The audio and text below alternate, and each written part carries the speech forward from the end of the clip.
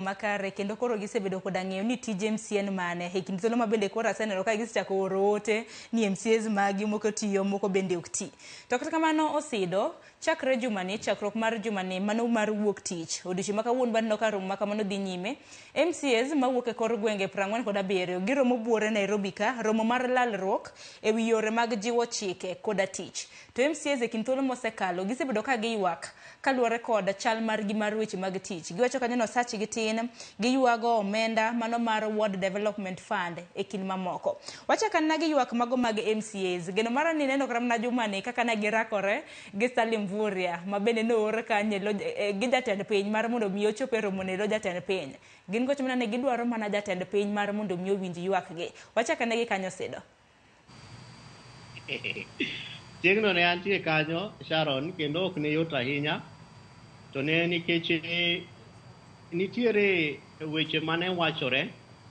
Mokwongo MCAs wacho ni jatelo mar Kenya ochayogi manyiso ni en okawo thuolo mage mar mondo oringaringe pinje kata mana e counties mopogore opogore otimo gike modwa ni mondo otim sama koro chopo kama jogo ma ae counties mopogore opogore ma gin MCAs romo to ni koro oro negi ng'ato, oro negi waziri.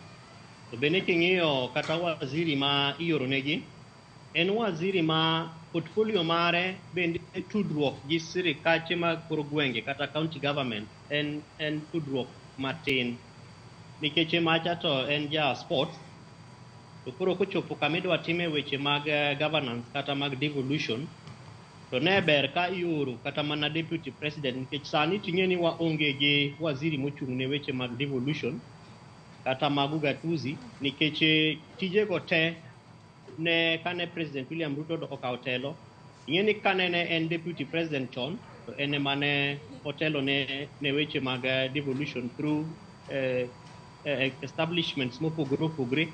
But beyond that bende wan gi waziri ma substantive.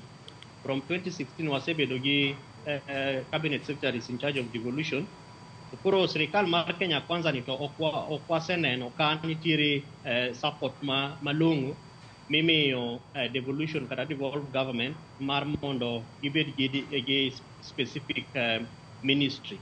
Omiyo mano samoro nyalo bedo gi thuolo ma jatend piny nyalo chako penjre ni to ere kaka dang' wa establish mechanisms manyalo support devolution particularly through ministerial responsibilities. Nikech nitiere ber mar mondo devolution obed gi ministry mare. Ng'eni sama itimo budget to ywaruok ma waseneno ka nitiere kind kata mana Council of Governors, the National Treasury, kata samoro bende wasebedo gi ywaruok mantiere between National Assembly, kar god bura mamalo kod Senate bende.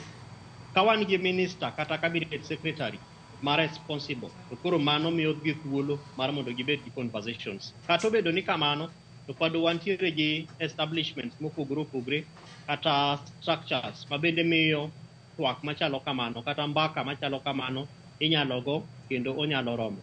To mogik katiyo gi kanyo to bende sirikal osetemo nikech wantiere gi principal secretary osipna mheshimiwa Teresia Mbaika mabe osebedo ka tiyo kabisa. To ng'eni kata mana sama wacho wache mag devolution ministry to mano bende tije tin nikech katiba marwa oyango ni most of these responsibilities kata ma sirikal mamalo timo gin gik miluongo ni devolved functions. Kisomo schedule 4 to nyiso wa tije mopogore opogore ma sirikal mamalo ripo bed ni timo to gi sirikal mapiny. Omiyo ywaruok mane waneno ka MCAs nitiere godo kacha ma bang'e to nobedo stabilized kata no lost en mana ni koro gi oro ywak kendo gi oro wach ne jatelo mar Kenya ni wadwa ni mondo wabed kodi, wadwa ni mondo wabed gi thuolo minyalo winjowa godo kendo ma wanyalo loso godo tije madhi mbele sirikache mag kor gwenge kendo kata as county assembly members through gibiluongo ni county assemblies forum nikech mano e forum